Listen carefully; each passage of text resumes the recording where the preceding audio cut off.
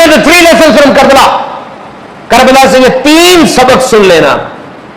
Say no to every Yazid. تاریخ میں کوئی بھی یزید آئے گا اس کو نو کہہ دینا ہے, یس نہیں کہنا, یہ ریڈ لائن ہے. نمبر 2, نو مکسنگ, کبھی مکسنگ نہ کرنا. شادی ہو رہی ہے, ایک چیز دین اسلام سے لے لی, دوسری چیز بھی دین اسلام سے لے لی, تیسری پتہ نہیں وہ رسم کس کے مطابق ہو رہی ہے. مکس کیوں کرتے ہو؟ There is no hard اور there is no soft اسلام. نرم یا سخت اسلام کوئی نہیں ہوتا.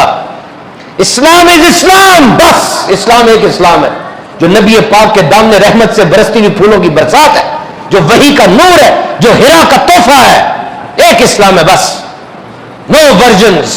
نبی مکرم صلی اللہ تعالی علیہ وسلم کے اہل بیت, teach your children the love of اہل بیت. This is the syllabus given to you by Holy Prophet صلی اللہ علیہ وسلم. What are the duties and responsibilities assigned to you? کون سی باتیں جو ڈائریکٹ نبی پاک صلی اللہ علیہ وسلم نے آپ کو ارشاد فرمائی ہیں؟ ان میں سے ایک یہ ہے کہ یہ جو نوجوان نسل بیٹھی ہے ان کو تو میڈیکل کی تعلیم دیتے ہو, انجینئرنگ, آئی سی ایس اور آئی ٹی, کامرس, بہت کچھ پڑھاتے ہو. وہ ایک طرف ہے سارا نصاب, اس پہ کلام نہیں ہے, جدت آ چکی ہے اور ماڈرن ٹیکنالوجی کی طرف بڑھنا یہ بہت ضروری ہے. لیکن ایک سلیبس ایسا ہے جو آج ہماری یونیورسٹیوں میں, کالجز کے اندر, اسکولوں میں مکمل طریقے سے نہیں پڑھایا جا رہا, جبکہ وہ اتنا اہم ہے کہ معلم انسانیت اور امام الانبیاء نے فرمایا اپنے بچوں کو 3 چیزیں سکھاؤ. یا رسول اللہ ارشاد فرمائیے, پہلے اپنے بچوں کو اپنے نبی کی محبت سکھاؤ, اپنے بچوں کو میرے اہل بیت کی محبت سکھاؤ, اور اپنے بچوں کو قرآن پڑھاؤ. جائیے آج سے یہ ٹاسک لے کر جائیے, دن ضائع نہ کر دینا. یہ وہ بچے پالنا کوئی ہنر تو نہیں ہے یار, یہ پرندے اور یہ جانور تو صدیوں سے بچے پال رہے ہیں. بچوں کی تربیت کرنا یہ اصل چیز ہے. اور محرم الحرام کے مہینے میں ہمیں جیت کی ڈیفینیشن پتہ چلتی ہے. And the definition of success is, what is the definition of success? میدان کربلا میں 2 فلسفے تھے, ایک تھی یزیدیت, ایک تھی حسینیت. امام حسین رضی اللہ تعالیٰ عنہ was leading one فلسفہ and that was حسینیت. یزیدیت کیا ہے؟ might is right, جس کے پاس طاقت ہے وہ ٹھیک ہے, جو مرضی کرتا رہے. اب وہ طاقت جو ہے وہ چاہے شراب کو رواج دے, سود کو عام کر دے, محرمات کے ساتھ نکاح کو عام کر دے, عجیب عجیب رسومات کو دے دے, کوئی روکنے والا نہیں. کیوں؟ مائٹ از رائٹ, میرے پاس طاقت ہے, میں سب کچھ کر سکتا ہوں. اور حسینیت کیا تھی؟ مائٹ از رائٹ نہیں, رائٹ از مائٹ. طاقت حق نہیں ہے, حق سب سے بڑی طاقت ہے. اگر باطل ساری قوتیں لے کر بھی تمہارے پاس آ جاتا ہے, تم حق پر ہو, تم نے دبنا نہیں ہے, رکنا نہیں ہے. امام حسین رضی اللہ تعالیٰ عنہ نے جو قربانی دی, no culture, no society, not even a single example in human history can match this. ہم دعوے سے کہتے ہیں انسانی تاریخ کا کوئی معاشرہ, کوئی کلچر اس کے مقابلے کی مثال نہیں لے کر آ سکتا. امام حسین رضی اللہ تعالیٰ عنہ, آپ کی عمر 57 یا 60 ایئرس کی ہوگی جب آپ کی شہادت ہوئی. سوچئے یہ کربلا کا پورا واقعہ تو 14-15 دن میں کمپلیٹ ہو جاتا ہے. تو جن کی زندگی کے آخری 14-15 دن اتنے زبردست ہو, ایسا شاندار کام جو کر جائیں, ان کی ساری زندگی کتنی زبردست ہوگی. امام حسین رضی اللہ تعالیٰ عنہ, آپ میں شان صدیقیت بھی تھی, شان فاروقی بھی تھی, آپ میں عثمانی رنگ بھی تھا, اور مولا کائنات حضرت علی کرم اللہ تعالی وجہ الکریم کے توپ شہزادے ہیں. صدیقیت کیسے تھی؟ آپ نے حق اور باطل میں فرق کر کے دکھایا. سامنے 30,000 کی فوج ہے تقریباً, اور آپ صرف 72 ہیں, اور کوئی لڑنے کے ارادے سے آئے 72 کے 72 تو فیملی ممبرز ہیں. آپ نے اس جگہ پر رہ کر حق اور باطل میں فرق کو واضح کیا. اور شان فاروقی کیا ہے؟ عمر فاروق اعظم رضی اللہ تعالیٰ کی شجاعت اور بہادری بہت زیادہ مشہور ہے. آپ نے جب ہجرت کی مدینے کی طرف, آپ ہجرت کس انداز سے کر رہے ہیں؟ کوئی صبح جا رہا ہے, کوئی شام کو جا رہا ہے, کوئی کس انداز سے جا رہا ہے. عمر فاروق اعظم ہتھیار سجاتے ہیں, ہتھیار سجا کر سامنے آتے ہیں خانہ کعبہ میں, اعلان کرتے ہیں کہ عمر مدینے جا رہا ہے, جس نے اپنی بیوی کو بیوہ کرنا ہو, بچوں کو یتیم کرنا ہو, مجھے روک کے دکھائے. اور آئیے اب امام حسین رضی اللہ تعالیٰ عنہ کو دیکھیے, آپ ہتھیار سجا کر اس لشکر کے سامنے آئے جو یزیدیوں کا لشکر ہے, اور ان کو بتایا کس سے جنگ کر رہے ہو. ان سے جنگ کرو جن کے بارے میں ارشاد علی شان ہے حسن و حسین جنتی نوجوانوں کے سردار ہیں.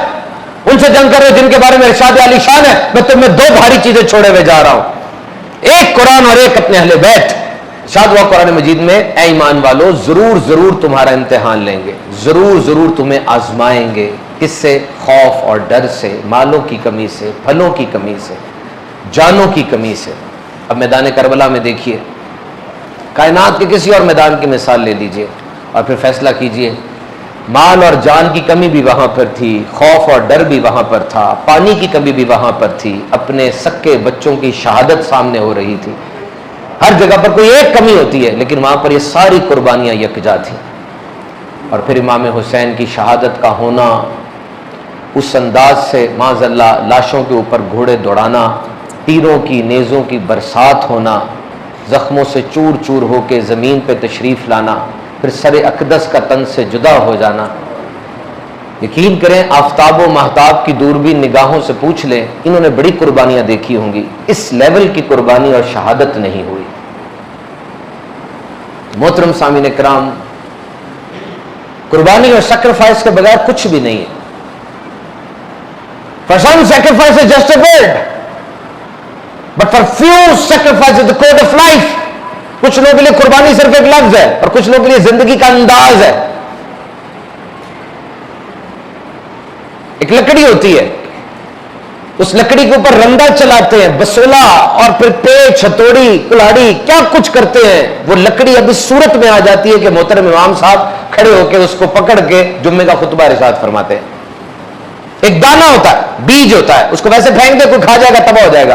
لیکن جب اس بیج کو بو دیتے ہیں, گرمی, بارش, کیا کچھ اس کے اوپر آتا ہے, وہ پھوٹتا ہے, اس سے فصل آتی ہے, لوگ کھانا کھاتے ہیں. یہ جو ہیرا ہوتا ہے, what is the concept of diamond, you know? ہیرا کیسے بنتا ہے؟ یہ کاربن ہوتا ہے جو زمین کے بہت نیچے چلا جاتا ہے, ایک عرصے تک زمین کے نیچے رہتا ہے, کالے رنگ کا کاربن, اور یہ پریشر اس کو ہیرے میں تبدیل کر دیتا ہے. یہ انگوٹھی پہ جو نگینہ لگاتے ہیں, اس کو بھی کتنا گھسیٹتے ہوں گے, کتنا اس کو پروسیس کرتے ہوں گے. تو قربانی کے بغیر اچھی شیپ آنا بہت مشکل ہے. اور اگر آپ جس سفر پہ چل رہے ہیں قربانیاں نہیں آ رہی اس پہ, سمجھ لینا آگے منزل بڑی ہلکی ہے. اور اگر قربانیاں آ رہی ہیں سمجھ لو منزل بھاری ہے. And when pain will knock at your door, greet it with smile. جب بھی آزمائش آئے نا آپ کے دروازے پہ, آگے بڑھ کے ہنس کے اس کو گلے لگانا. وہ پین, درد صرف ایک مقصد کے لیے آئی ہے, صرف آپ سے پوچھنے کے لیے آئی ہے, کیا بلا کہ جو مقصد تم نے بنایا تم اس میں سیریس بھی ہو کہ نہیں ہو, صرف چیک کرنے آئی ہے آپ کو. اگر سیریس ہو آزمائشیں آئیں گی. اور تھوڑا اپنے جسم کو نا پین میں رکھا کرے, زیادہ سائشوں پہ نہ رکھا کرے, یاد رکھنا. کیوں بلا؟ اپنے جسم کو جو پین میں رکھتے ہیں نا, ٹھنڈے پانی سے نہا رہے ہوتے ہیں, خوب ایکسرسائز کر رہے ہوتے ہیں, اور تھوڑی درد دے رہے ہوتے ہیں, ذرا روزے رکھ رہے ہوتے ہیں, بھوک سہ رہے ہوتے ہیں, ان کا دماغ ان کے جسم کے قابو میں رہتا ہے, ورنہ ان کا دماغ باغی ہو جاتا ہے. If you want to tame up your brain, tame your body, اپنے جسم کو تھوڑی تکلیف میں رکھو تاکہ دماغ قابو میں رہے. یہ جو ہم سے لوگ کہہ رہے تھے نمازیں پڑھنے کو, جی بڑی کوشش کرتے ہیں, دل نہیں کرتا, لیکن بڑا دل چاہتا ہے نیک بن جائے, لیکن آ نہیں رہے اس رستے پہ, ہے نا بہت سے لوگ. یہ وہ لوگ ہیں جن کا دماغ باغی ہو چکا ہے, ان کے جسم کے قابو میں نہیں ہے.